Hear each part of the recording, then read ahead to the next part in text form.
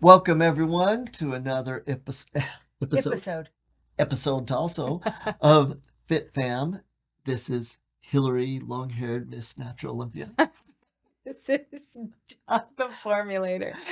Oh my gosh. This Girl, isn't an old one. What's that girl with the hair, the long hair? Rapunzel. That's right. Rapunzel Hillary. I decided I needed long hair for the last few shows of the season, so It took a while to carry it all in here. it's a lot of hair. But it's beautiful. It is very beautiful. It's fun. Very odd. Okay. And so, so we're in this final peak week of the year. Yeah. Hillary just won the World Cup. Great job. Boop, boop. Thank you. And then the Olympia, the big one this weekend. It's a big one. So super excited.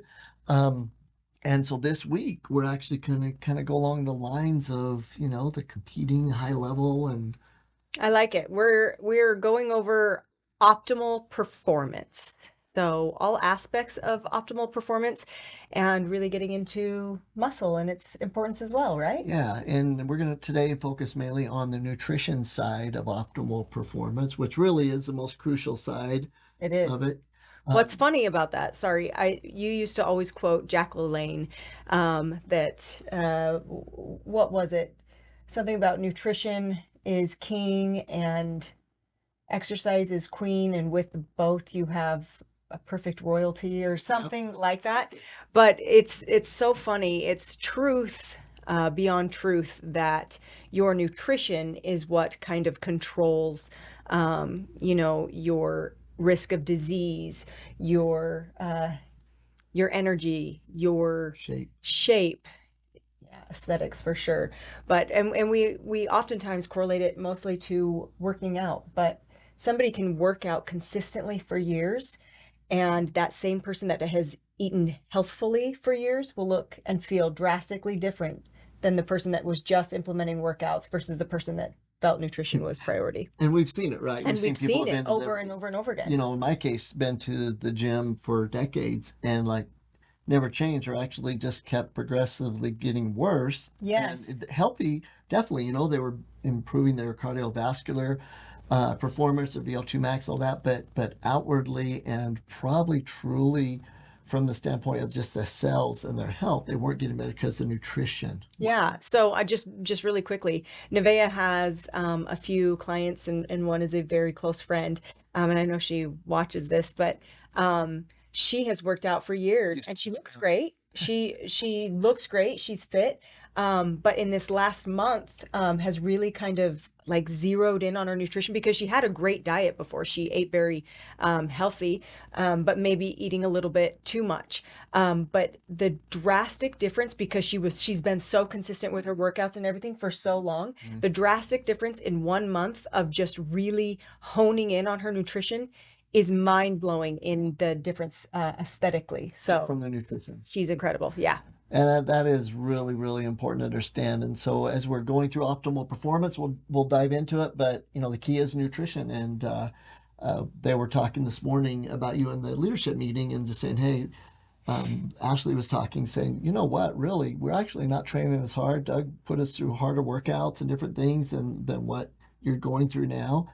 And there's not a lot more time, but Hillary's like on another level. Like everyone's noticing at all the shows, everything's different.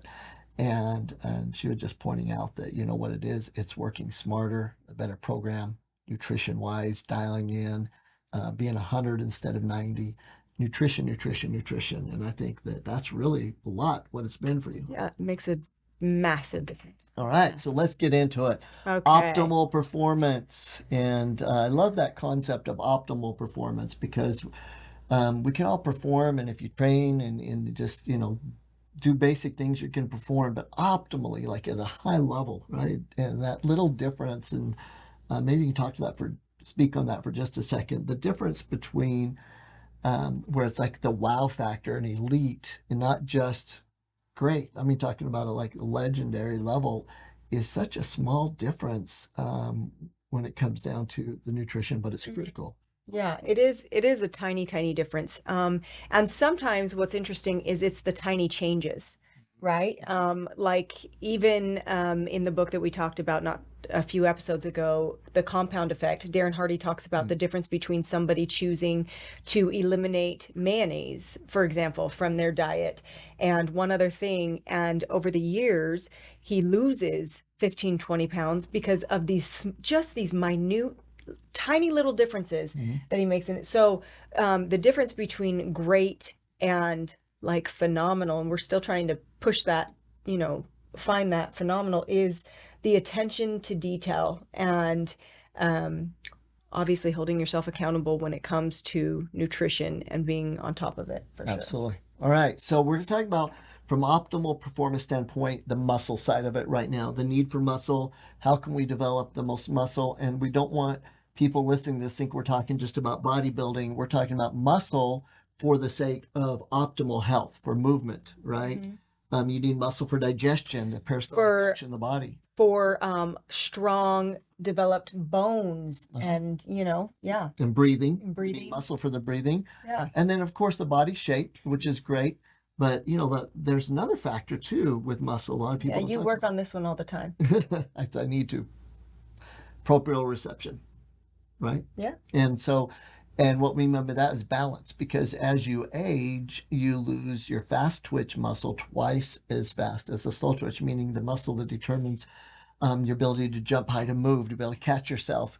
And that Just know where you are in space. Boom. Yeah. That's it. And so we need muscle for that, and we need to train the muscle properly. And I spend more time on that now because I see it going if it's not focused on. So we wanted to point that out because you need to understand that muscle is important for all aspects of life, longevity, performance, just daily activities. So everyone should look at this podcast, not just for optimal performance for athletics and for bodybuilding, but for overall life. Optimal performance, and especially optimal performance as we age, being able to stay as agile and really feeling as young as we can for as long as we can. So after the age of 20, your body stops making growth hormone. If you are over 20 and not strength training, you can lose a half pound of muscle per year. Yeah. Terrible. Yeah, That's a ton. which is a ton, and which really helps people to understand, why their body. That people will say things like, I work out, maybe a little bit less than I did when I was younger, and it's like, well, what most of us have to understand is that as we get older, we have to put forth a little bit more effort than we had to when we were younger, because we had growth hormone on our side when we were younger. Absolutely. And as we get older, we don't. Your guns are blazing. That's crazy. It's It's the tan. Tan helps everything. And the thing about the growth hormone factor too is to realize that, think of it this way, is that you're growing, you don't have to do anything, right? Think of being young, or even your kids, and they can eat what they want, do what they want, and they still keep growing, and that's growth hormone.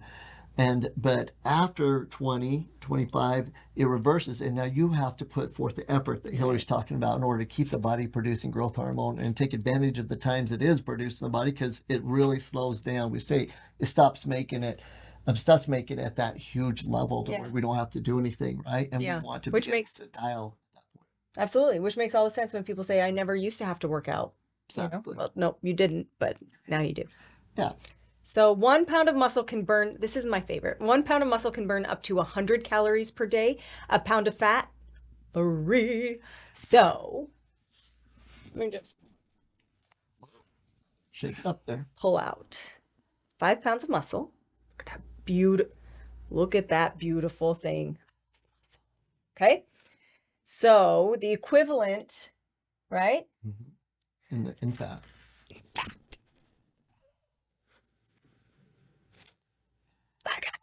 So let's point out that 5 pounds or even a pound of muscle takes up less room than 5 pounds of fat, and about 33% less. Well, a lot of people say, "Oh, I don't want to lift muscle. I'm gonna, get big muscle." Especially women, they're like, "Oh, well, yeah, but I don't want to have big muscles."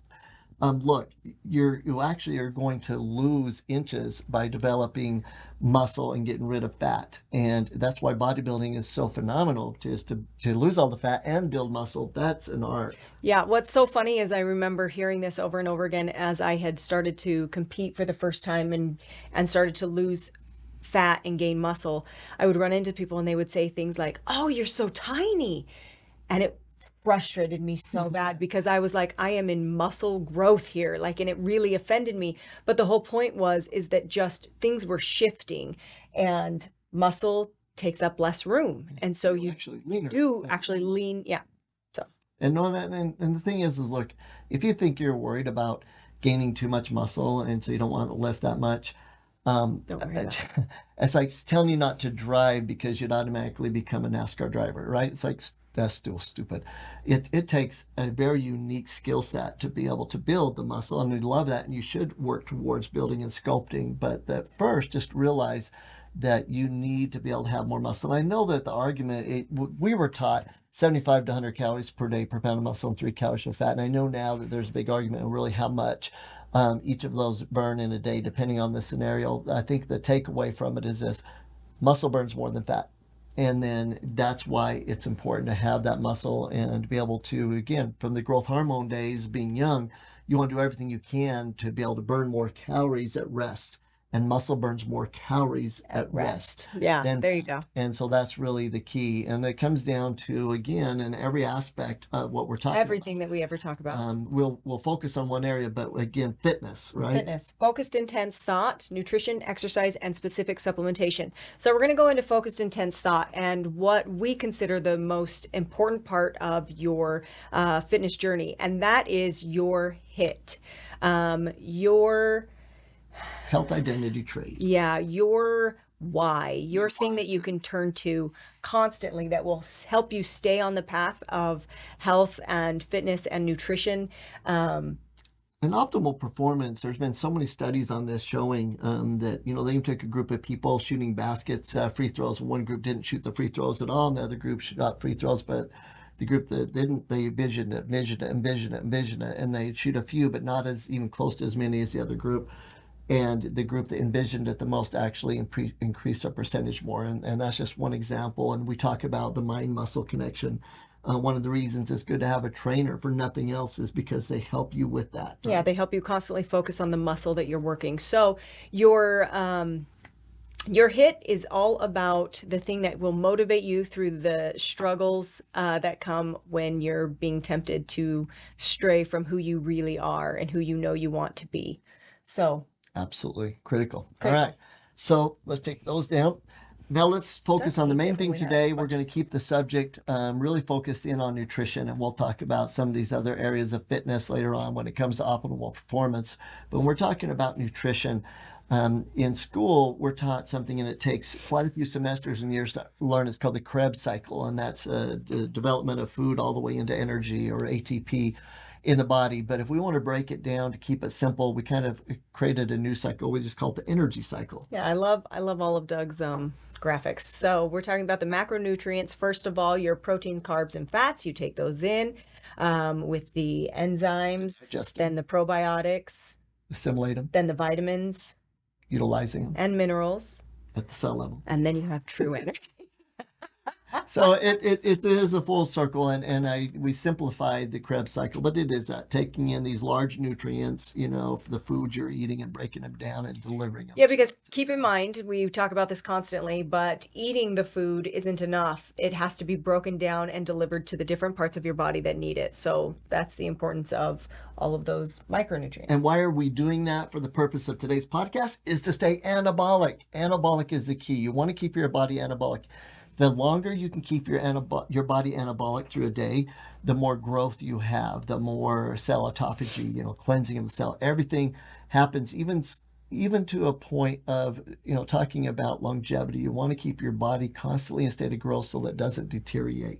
Yeah, so anabolism is just your body in the state of muscle growth. That's that simple, right? Yeah. And so if you're in that state, everything that you do, your body can regenerate and grow, which is a great way to do it. And a lot of people, when you think of anabolic, right, they think of anabolic steroids. And so anabolic by itself, think of that word separately. But then when you have that word of growth, right, and then put steroid with it, they're saying the way we're keeping you anabolic is through the administration of steroids. That's where it goes back. Mm-hmm. And so We're not jumping into steroids we're today, not right? doing steroids. Just know that what we're talking about is that's one way to stay anabolic, and we're not going there today. We'll have a complete podcast on that, but they're deadly. They're bad for you. Stay away from them. Never should do them. That's why Hillary competes naturally, to show what's possible to do naturally. That's why our health concierge coaching, we help people get off of TRT and off of hormonal replacement, because those things truly aren't anti-aging. They're just giving you quick results that they can be big on Instagram and go say, oh, we have all these great results. Well, and But they provide instant results, but not long-term results. In fact, they cause long-term problems. So they'll short-term make you feel great and better, long-term make you feel worse. Yeah, and even short term, internally though, when you do blood work, it actually is worse. It's just that you get this illusion that it's actually good for Right. you. And so that's anabolic. We want to be anabolic naturally, is what we're trying to get to. The opposite of anabolic? Is catabolic. So catabolism is when your body is in a state of breakdown. Exactly. Catabolic, the body's breaking things down. Sometimes it does it as a part of the natural process of the body. But what we don't want is for it to be catabolic as a non-natural state. In other words, that the body just continually breaking down, eating itself, losing muscle, losing cell strength, and basically losing years off of your life. And my anabolic catabolic analogy, Hillary's I not a don't big love fan of it. I So love it. he You can guys tell us what you think of this analogy. do You never forget it. So anabolic, right? State of muscle growth. Catabolic, how do you remember catabolic? Catabolism is when your body breaks itself down. But if we chopped up Hillary, fried her up in a pan, right, would be called what? What would it be called? cannibal. Cannibals. And so cannibalism is when you eat someone else. Catabolism is when your body eats itself. So I catabolic. just don't understand so- why we have That's important because you want people to understand the difference. They'll never forget it. They'll think of chopping you up in a million pieces and eating you in Just the don't. animals. I don't like it. That's Anyways. So anyways, the good news is that you can stay anabolic, and we want you to stay anabolic if you eat the right things at the right time. And that's what we're going to be talking about right now. And the first place to start is clean food versus junk food. Clean food versus junk food. Okay, what does Doug have here? So clean food contains all of the nutrients that are necessary for the body to turn it into energy. Yeah. Sorry. No, that's perfect. And the best way to do that is keep the food as As close to natural as possible. We want to stay away from things that are processed as much as we can. Even if you do consume some processed things throughout the day, always try to incorporate some raw in every meal that you eat. I feel like that distinction or having that rule will kind of help you to do better at incorporating more raw food. Right, and that's a clean food. The junk food is foods that are substances that we've taken real food and usually pulled all the good nutrients out, or some of the nutrients out. We created the food from scratch just from Give me an chemicals. example. And so, like a Twinkie, there's no Twinkie tree, right? Cupcake plant, Are you? I soda think I spring, think I could find. red licorice plant. Not Oh, okay. I love licorice. Bottom Okay. line is it's junk food, and a quick example of that is that we've known, in other words, we meaning as a country and even the world's known this for a long time, that when they first took wheat and it created white flour, pulling all the nutrients out and gave it to people that caused so much disease and death, the FDA pulled it from the market because it caused so many problems. It made the body catabolic. And then that's Right. why they made them start adding everything back, right? Right. And so it's a law now that it has to be enriched. Mhm. But what they enriched it with was synthetic Bunch of synthetic vitamins. stuff. And Yeah. so you're not doing that much better. So we want to stay away from junk foods that actually will create catabolism in the body that leads to poor performance, not optimal performance. So we like giving an example like a donut, right? That both have so-called proteins and carbohydrates in them, but the donut doesn't have good fats. The carrot does, right? Yeah, and the donut doesn't have vitamins and minerals and enzymes. And the the carrot carrot does. does. So it's just that simple, right? And so understanding peasy. nutrition is taking in the right whole foods, keeping them as raw, as clean as possible. And the enzymes, if it's not in it, add the enzymes back. You know, the probiotics, if the probiotics and the flora aren't in the food, add them back. The vitamins and minerals, if they're not in the food, add them back. And so that's where supplementation comes in if you're not eating the raw, organic, right foods, and then going from there to the true energy. And I think that's really the key. And so what we want to do is create energy. The key for exercise and performance is energy. I think everyone would agree that, right? You don't have enough energy, and so then you're not filling up to it and you don't perform as well. So how can we create higher energy in the body? And the best source? The best source of energy is carbohydrates. 100%. We love ourselves some complex carbs. And that's one area that the world's like, oh, we cut out carbs, or I'm on a diet, so I'm reducing my carbs. No. In fact, I just read a study yesterday talking about, we're going to get in timing in a minute, but the absolute importance of carbohydrates, even at breakfast, where some people even just stray away from carbohydrates at breakfast. But carbohydrates break down into the body's main source of fuel called glucose. And the only way around it is if you go into a plan that forces your body to use something else as its main energy source. And we talked a little bit about that in diets, but the bottom line is we've been in this business for a while, and whether it was in the NBA, baseball, football, Olympic athletes, bodybuilders, some close bodybuilders, all of those that went to a separate fuel source, like doing keto and that, have come back because they truly weren't performing at the highest level. Even though they might have thought they were, they come back and go, crap, I really wasn't.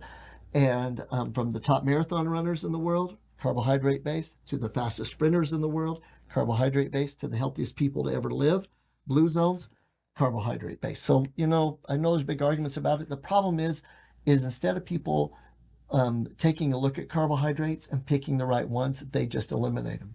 Right, because it's so easy to stack a carbohydrate into the donut category, right? It's like, oh no, that's a carbohydrate. We don't eat carbohydrates. We're talking about nutrient dense, natural carbohydrates. We're talking about sweet potatoes, all of your vegetables, your fruits, your whole grain wheats, your rice, your oats. Absolutely, 100%. Those are the keys, carbohydrates. And so let's just really quick break that down a little bit more. We've talked about the importance of enzymes, that really enzymes are so critical because they break carbs, proteins, and fats down to usable nutrients, and the body will build back up those nutrients. Like with proteins, it'll build the proteins back up into peptides and to proteins like muscle and bone and that. And so that's what happens. Once we broke down carbohydrates to usable individual sugars, glucose, the body will put those and bind some of them together to store them, right? And that's what's called glycogen. The body will store glycogen in the liver and the muscles. And once we use up the glycogen in our body, that fuel, that energy, the body can go to fat, and we want it to go to help fat digest and break down and get rid of. But we want to make sure that we have enough glycogen for that performance so that we don't go catabolic, that we don't get really acidic, setting ourselves up for. And we can think clearer. Absolutely. And that's so cool. And I always got, hammered for, oh, Doug, you're not a big protein guy, but you're a sports nutritionist. And I'd always say I'm more of a protein guy than you, because if you have the right carbohydrates, you spare protein sparing carbohydrates. Because then you're getting your carbohydrates and fulfilling the needs of your body, and your protein can go towards what it needs to go to. Yeah, that's awesome. Instead of having to use a protein. Right. To go to energy. So we talk about a balanced diet and the percentage breakdown between carbohydrates, proteins, and fats. So for somebody that isn't doing a lot of weightlifting and isn't trying to build a lot of muscle, this is kind of the breakdown that we give. The longevity breakdown. And that is 60% of your daily intake should be carbohydrates, 20% protein, 20% fat. That can vary. We always discuss and talk about carbohydrates being the main source of your intake, and then we can kind of mess with the proteins and fats a bit, but really carbohydrates should stay somewhere between 50 and 60% of your daily intake. Yeah, and we do that based on the cell. The cell actually needs most 60% glucose, 20% protein, 20% fatty acids. So we take it from that. If you're trying to build more muscle, we'll add a little more protein to it, but not this extreme nature going too far off that. And the body uses two pathways of energy. One's called the aerobic pathway with oxygen, and the other's an anaerobic pathway without. In other words, the body can make energy, right, ATP, whether you have oxygen present or not, anaerobic versus aerobic. Now, the aerobic pathway, we think of endurance. We have to use the aerobic pathway for long endurance, right? Mm-hmm. And we're using food and oxygen to create energy, but the anaerobic pathway is a little different. Yeah, it's a short burst, lack of oxygen. Body must make ATP for energy. adenosine triphosphate. Woo, good job. It's tough for me. Well, And then it can maintain a muscle contraction for 3 to 12 seconds. so anything past 3 to 12 seconds of full out contraction, we need this anaerobic pathway. So the body has to make ATP, as Hillary says, somehow without oxygen, and that's the anaerobic pathway. Why that's important is we need to know the two pathways so we can fuel the body to be able to make ATP, again, energy, for no matter what. And the two ways the body makes energy, one is called glycolysis. And I know this isn't like we don't want to have to feel that you have to go into school and learn all this, like go to sleep, right? But simply, the body uses glucose and carbohydrates to store. Remember, we talked about as glycogen. Carbohydrates broken down to glucose, stored as glycogen, glucose bound together. And it will take those and it'll use that with oxygen to be able to make energy in the body. And then the other way is creatine phosphate. You go over this one. This one's technical. No, that it's basically the body will take, and you hear of creatine a lot. We're big fans of creatine, but the body will take and make from a lot of your protein sources. It'll get creatine phosphate, and it'll store creatine phosphate. And what that's about is that we talk about energy, and you always hear the words we've been saying ATP, right? Adenosine triphosphate. It's adenosine with 3 phosphates, right? So think of a molecule with 3 bubbles above it. And the body will take, and when it needs energy, it'll explode one of those bubbles, one of those phosphates. And that's energy. That's the That'll be a actual good graphic to put in energy, here. right? And so then the body needs to fill that again, and it gets it from creatine phosphate. So the more creatine, by taking creatine in the body or eating foods that have it, the more the body can make creatine phosphate, and that's a source of energy in Got the it. body. Okay? Okay. So building muscle, the body can do it through the strength training pathway, mainly where we're trying to build energy, or have energy while we're doing strength training, where we're putting the body under force for more than 3 to 12 seconds. That's why we need that creatine and that the body, the nutrition from it. And it's really important that we take a look also at food timing. So the right amounts and the right kinds of food at the right time are really important. So what is that timing of food? Well, there's a cycle that tells us that, right? And it's called circadian cycle. If we break down the word circadian, because you're like, well, what does that big word mean? Cir, right, is Latin for about, right? Diem is Latin for day. So about the day. In other words, throughout the day, your body goes through different cycles, and we need to know what those cycles are. So there's 5 different cycles. You have your performance cycle, your anabolic sponge cycle, cleansing cycle, balancing cycle, growth cycle. A lot of cycle. It is. And I don't want you to worry about getting confused with this, because it'll all come down to some basics. But we want you to understand that this Krebs cycle, energy cycle in the body, actually complex, but the way we've been made is we follow some simple rules. We can have optimal performance. So the Zeitgeber, that was it. Zeitgeber, German response is where your body will send a signal that resets your clock. And the Zeitgeber response is based on circadian cycles. And the best way to explain that's more like sunrise, and that, which you've been a big fan of this year, is the whole circadian cycle with sunrise, sunset. I did not do so well the last few days, if I'm being completely transparent. But I will say it has made a massive difference in clarity and performance in the gym. And what that is that as the sun comes up, your body, that gives a response to your body, or signal to your body, to be able to do different things. So in the morning, when the sun comes up, your body will replace basically adenosine, or like melatonin, from the receptors in the brain. And the second you get that sun, that light, it'll start replacing those with more of a caffeine molecule for energy. It's like time to wake up. In the evening, the circadian cycle, the sun goes down, the body starts replacing the caffeine with the adenosine or more melatonin response to calm the body down. And your body can have responses not just to sunrise, sunset. You can also do it to other things like your alarm clock. It's a cycle. Your exercise, if you exercise at the same time every day, the body's like, oh, I'm getting ready to exercise. So you can manipulate, the Zeitgeber response tells you can manipulate your circadian cycles with consistency. And that's really the key. So if you have a performance cycle and it's at the same time each day, Your that, body almost gears up for that, right? yeah, like Like it, it it starts does do it. producing the energy for that thing, Boom. which is one of the reasons that it's super important to have a schedule for when you do your workouts. I realize that sometimes that can be difficult for people, so some days they have to do it at different times.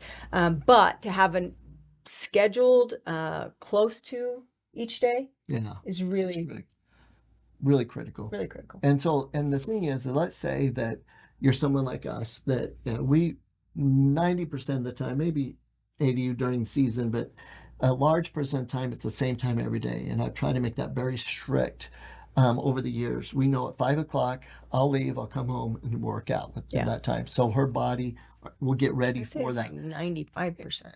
Probably so. It's Right? pretty- So pretty good. Pretty And close. but the times that aren't, there's some things that you go through before you work out. And if you start doing those things, your pre-workout foods and thoughts and breathing and stretching, the body's like, wait, this feels like it's the thing you're gonna do before you start lifting all these weights or putting all this pressure on our muscle. Let's jump into that response. So if your body, is so used to that cycle, you can and play with it a little bit. But for the most part, for this performance cycle means that there's a set time that your body gets used to. So it's your hard labor work, whether it's your exercise, different things like that, the sport. That's why in the NBA, we would, before game, days before a game, whatever time that game was, like even the East Coast would backtrack it and would train, or they would go their workouts on the court at the same time so that their body's ready for that performance cycle. And with the performance cycle, you want a rhythm. You want to be able to have a system, a framework before that performance. So again, the same foods before you work out, the same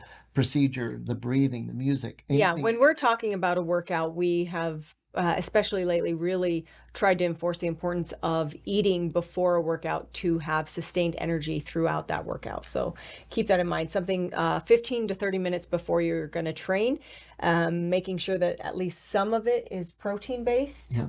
But it can be a balanced snack or meal, really. Yeah, absolutely. And with women, the latest study shows that protein before the workout is more important than even with men. So making sure that protein is a part of that.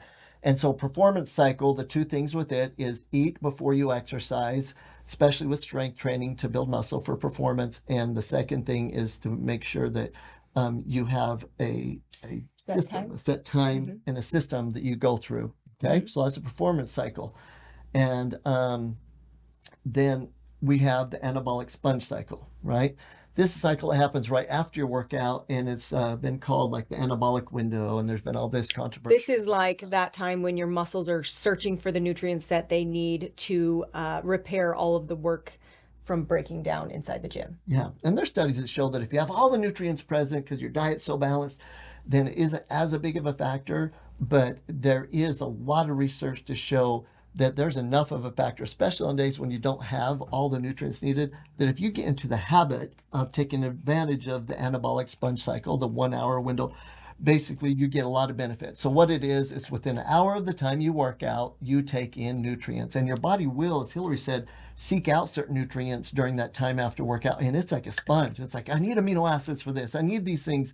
And the making sure you have them in place is critical. That's why eating within an hour after a workout is really important. All right. Yep. And so, what do we eat during that time? I think that it's critical that it's a balance. And that's what we found is to make sure you have carbs, proteins, and some fats right after that workout. And that's really making sure your body has the right fatty acids and amino acids and those types of things needed. Yep. In in the old days, it was thought that, well, it's not even true. It still today is like, hey, look, if there's any time that you're going to spike your insulin, Oh, right? Because you don't want your insulin to spike very much, very often for aging purposes.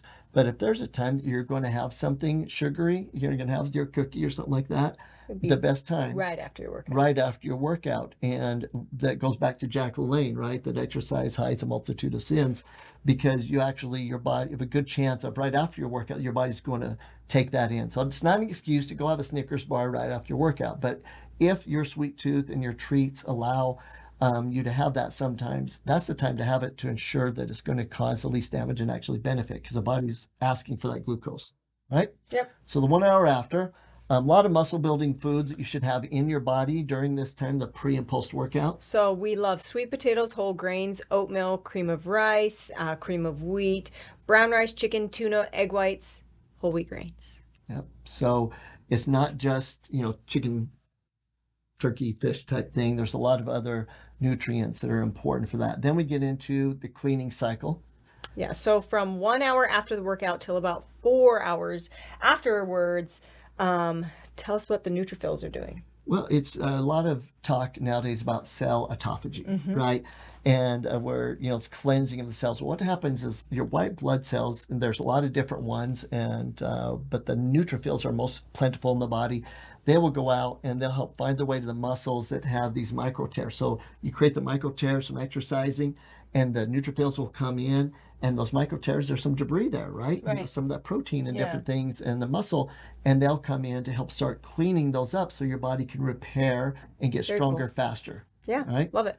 And so we need to make sure that we respect this cleaning cycle, because if we don't, this is one of the reasons, like some people will say, I was right on the edge of getting sick, but I went and worked out and then I got sick.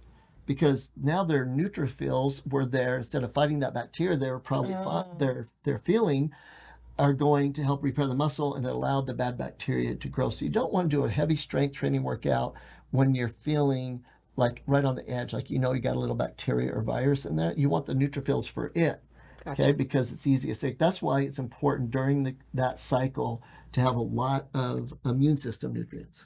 Okay, so like vitamin C, Like vitamin C, orange is good. You're a big glutathione person. love glutathione. As far as that's a very serious antioxidant. Anything for the immune system is what we're thinking of for the cleaning cycle. So that's where a lot of these nutrients that come in, they're just from your dark greens, anything along those lines. A lot of things you'll think of when you're not feeling good is really the best food for that, like vitamin C, things like that, oranges and that. And then we jump to the balancing cycle.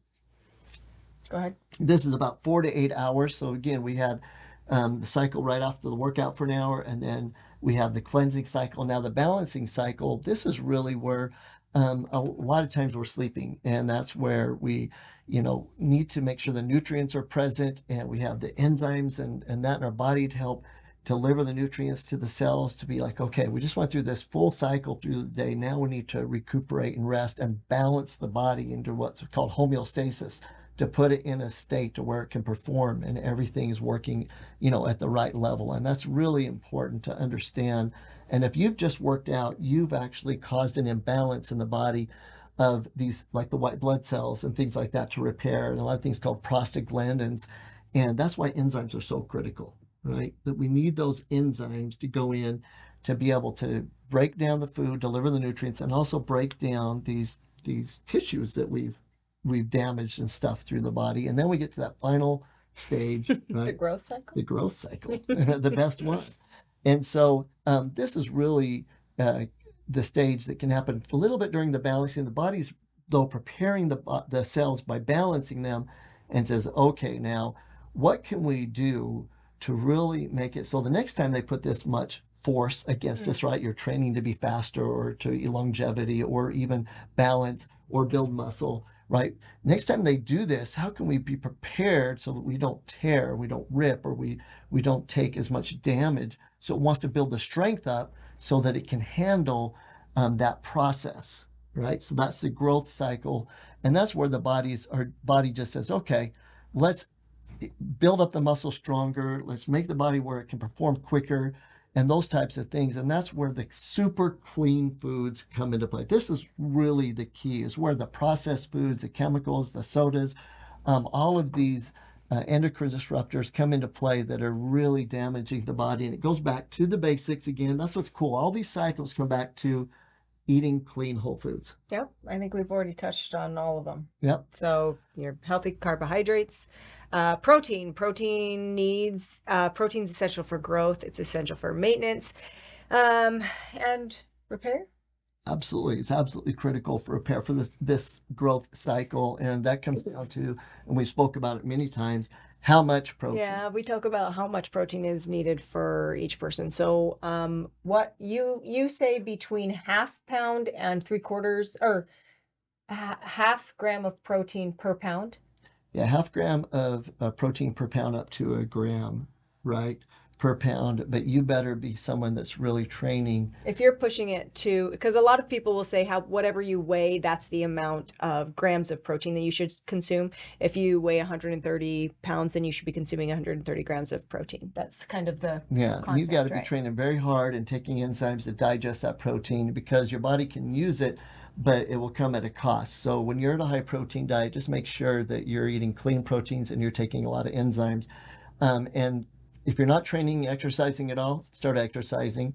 And so you're going to take in more than half a gram per pound of half a gram of protein per pound of body weight because you should be exercising more, but clear up to that pound.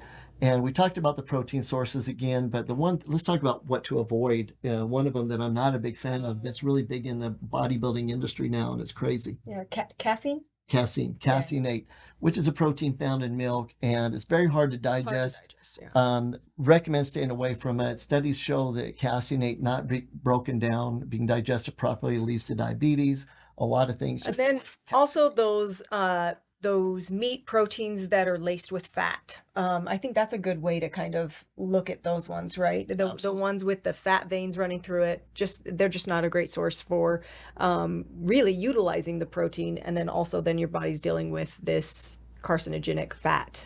So 6 meals a day. We like to talk about eating every few hours for like perfect muscle growth, right? So that every few hours your body knows that it can rely on a certain amount of macronutrients coming in to support muscle growth and energy. Yeah, and I know this taking a big hit nowadays. It used to be that's just known, right? And we'd always teach people that you want to stoke that metabolism. The key is discipline and consistency.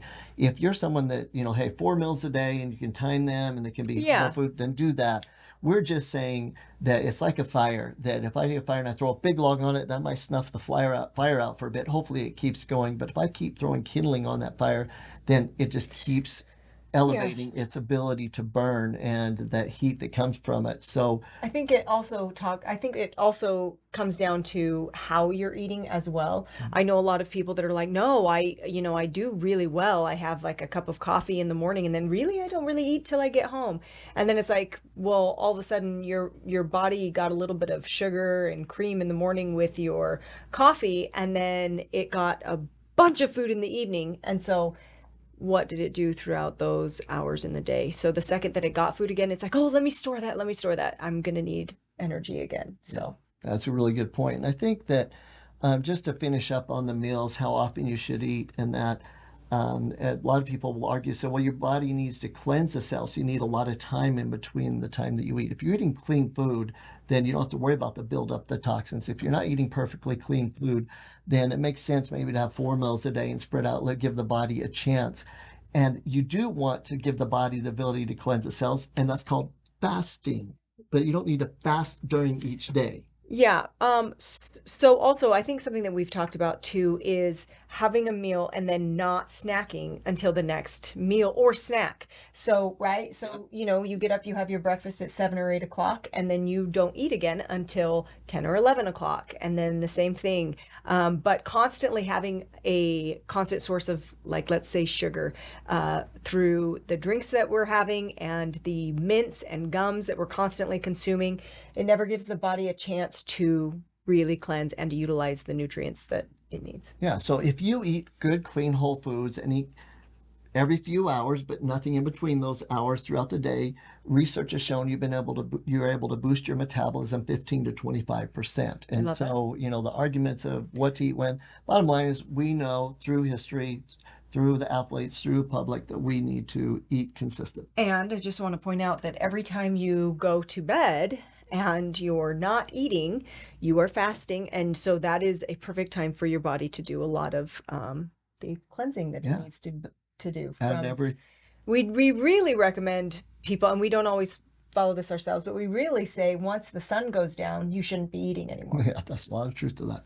And so every 3 to 4 months, do a 3-day fast. And then, so exercise, the bottom line is that exercise is a stimulus. And what I mean by that is you don't grow when you're exercising, right? Growth comes from rest and nutrition. And so you want to be able to have good, strong, functional muscle. You want to understand that it comes down to understanding the circadian cycles and working with your body with it, making sure the movements. We'll get into more detail of what the best exercises and training programs are. In For another, in another podcast for growth and performance or an optimal performance. But when we're talking nutrition, just from the bringing supplements in a little bit from what the body uses. Remember, when we're going through those phases, the pre-workout and the post-workout time that we're through in those phases of the circadian cycle through the day, that there are certain nutrients the body needs, and there's three biggies. yeah. So the body's searching for glutamine, creatine, and your branched chain amino acids. Right. And so I like the fact of having the glutamine and the creatine either right before or right after. You can go either way with that. And the BCAAs, branched chain amino acids, during your workout and through your workout. These are really three big ergogenic, meaning sports enhancing, performance enhancing nutrients. And I'm a big fan of them: fermented glutamine, instantized creatine, or the patented type creatine, and BCAAs. Really important. We could spend all day on these, but glutamine is the best amino acid proven to help rebuild. In other words, if you've been sick, you've been injured, The gut loves glutamine. main nutrient of the gut. Huge fan of glutamine. So we take Love in glutamine. glutamine. We made a special form of glutamine called magnesium glycoglutamine. We patented just to get in at a better level. We talk about creatine and the research on it because remember, creatine phosphate, the body uses that phosphate for ATP. The more creatine we have in the body, the more energy the body has to be able to draw on, especially when you're doing anaerobic exercise. So super, super important. And we actually have a new book going to be coming out really soon on creatine. So fun. So excited. I've been working on that daily.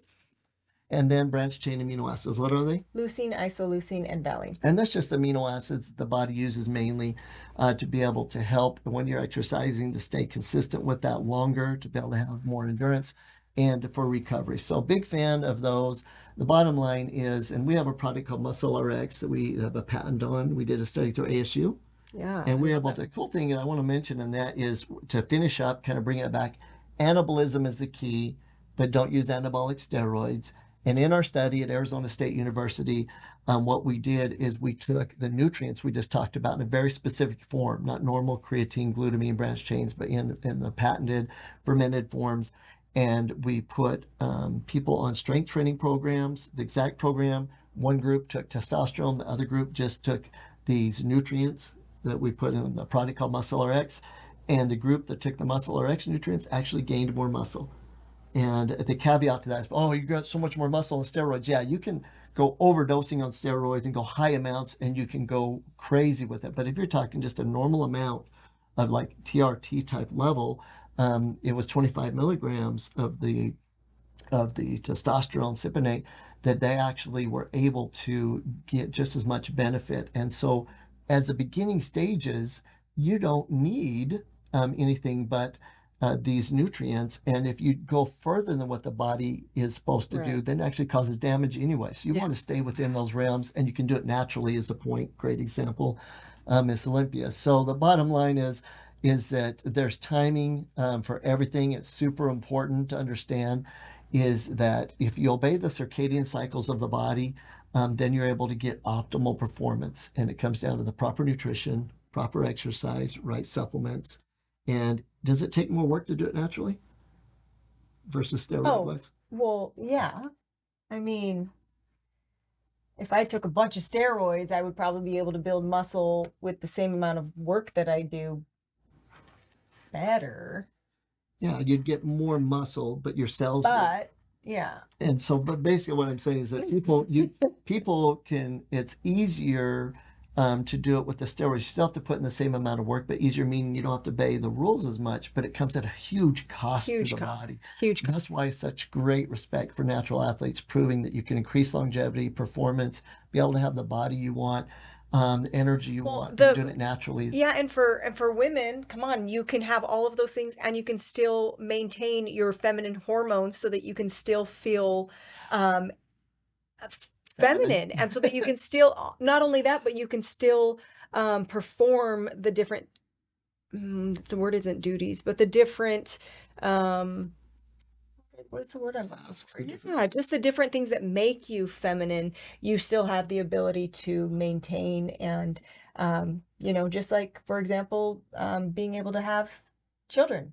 A lot of women that get on steroids really mess up their hormones so badly that and they do it young that later in life they're unable to have kids. So Yeah. I'm just saying that that the ability to gain muscle naturally, and if you do it correctly, and then still be able to maintain proper hormone balance is the best of both worlds. For Hillary to be at her level of the sport and muscle building, still have normal cycles, to be able to have balanced hormones, to be able to be able to have children and more if she wanted more type thing, just have that ability. Basically, what I mean by that right now, in this time of life, is to be able to not go through menopause early, that it shouldn't be in the Right. 40s. To allow the body to do everything hormonally that it's supposed to do as we age. And so it's not just about having children, it's about being able to allow the body to naturally go through the progression of hormonal changes. Optimal performance naturally, and that's what it's about. And together, I think that this was important to me, not just because it's peak week for Olympia as we close, but it was important for me because as we go out and work with these doctors across the nation, we work with our concierge clients. The thing that we've noticed the most is it's becoming the norm to take anabolic steroids. They call them TRT, or hormonal replacement, or hormonal therapy. And when they are not the answer for optimal performance, the answer is to do it naturally so you can still have the highest levels of performance, but really have true longevity and optimal health. Absolutely. And I think the thing is that people, women and men, are getting younger and younger where these doctors are recommending hormone replacement when it's just not the answer. So I think that kind of took a different segue. But anyways, Optimal here we performance. are. Thanks for joining us. Hope you would come join us next time. This is Dougie the Formulator. And Hillary, Miss Natural Olympia. Whoop, whoop. Keep chewing. See you next time.